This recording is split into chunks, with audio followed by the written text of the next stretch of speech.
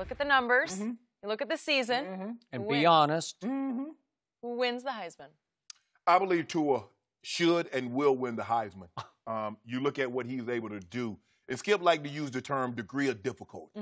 He used that quite often. Please use it on this argument. I dare you. You gonna let me?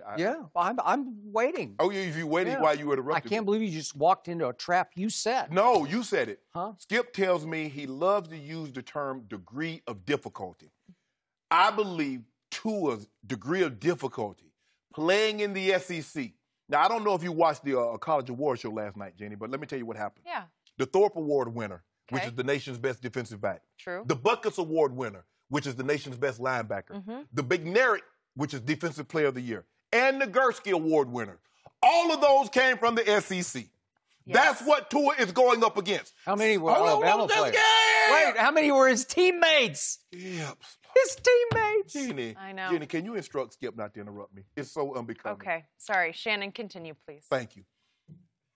7 of the top 25 scoring defenses in the country resides in the SEC.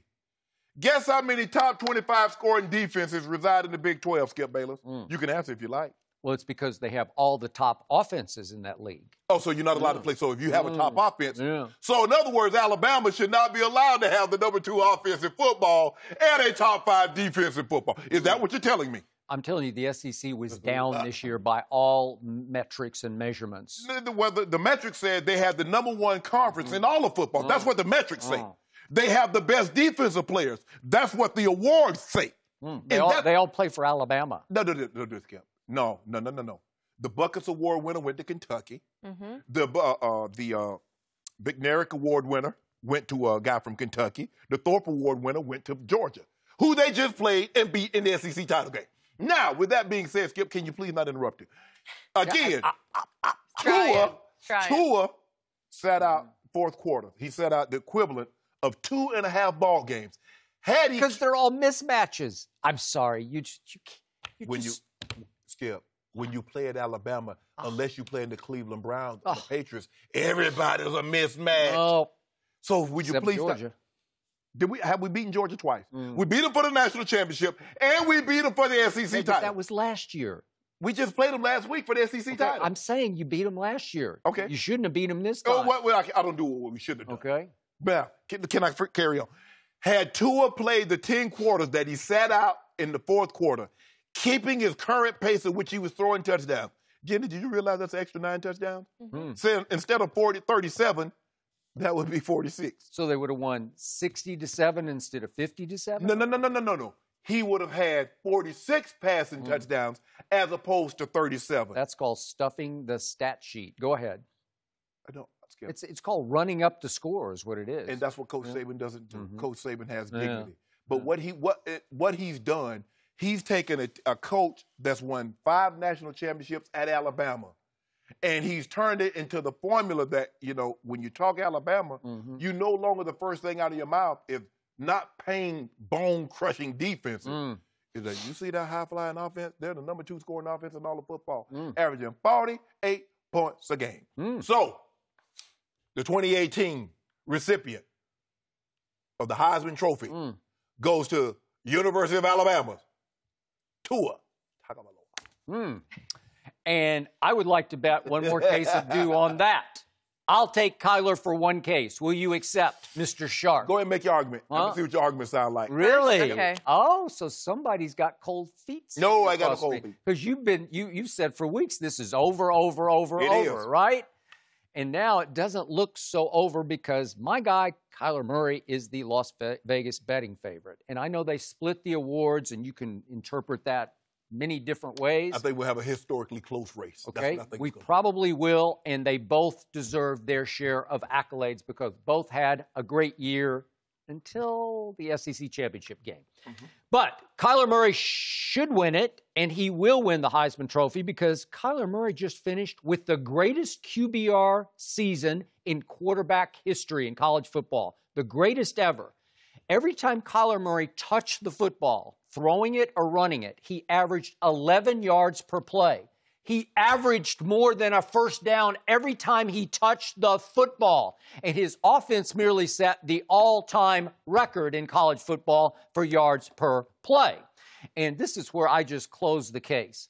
Kyler Murray carried the worst good team defense in college football history all the way to the playoffs. That's impossible because the Oklahoma defense, and I watched every snap of every game, and I dreaded watching every snap because the Oklahoma defense finished in pass defense 129th of 130 FBS schools. 129 of 130, and somehow Kyler Murray lifted that defense into the fourth playoff slot. It's just impossible. Guess what, Skip? So, I think it's my turn. Okay. So, in points allowed, Oklahoma finished 96th in the nation. Think about that. 96th. They weren't even in the top 100. Alabama finished 4th in points allowed. 4th versus 96. So, Tua never had any pressure on his shoulder pads to have to outscore the opposition. There's always pressure. You're at Alabama. Kyler Murray knew nearly every game he had to score 50-something to win the game because he's going to have to outscore 40-something or maybe 50-something as it was that night at West Virginia. That Friday night, was he not sensational in the clutch? He got outplayed by Will Greer, who threw for 550 and 5 touchdowns. 59 to 56. Oklahoma 59, Will Greer 56. Way to go. What about Oklahoma's defense? It was How many touchdowns did they get? It was horrendous. It was just horrendous. Go ahead, make a point. So, Kyler Murray finished with 51 total touchdowns to Tua's 42. 51 to 42. 9 quarters he didn't play, Skip. That's true. A pretty big drop-off. And this is sad but true.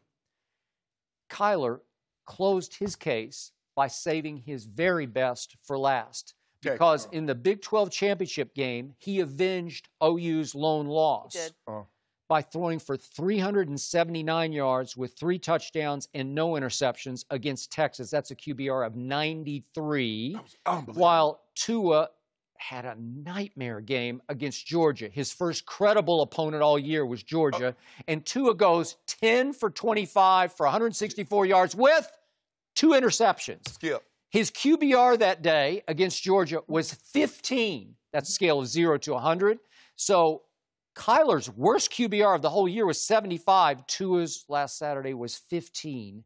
And if Tua hadn't, unfortunately, I'm knocking on wood for him, if he hadn't gotten hurt, Alabama might not have made it to the championship, to the playoffs, because Alabama would have lost that game. Okay. Sorry. You said